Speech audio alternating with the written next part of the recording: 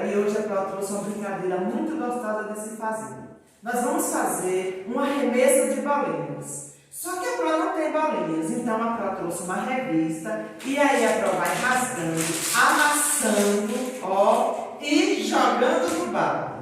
Torna a fazer isso aqui, ó, na massa e joga no balde. Vocês vão fazendo isso, sabe por quê, Pro? Porque isso aqui ele reforça a musculatura da mão, desenvolve a musculatura dos dedos, você trabalha a sua percepção visual, você vê quantas bolinhas caiu dentro do balde, quantas caíram fora, né?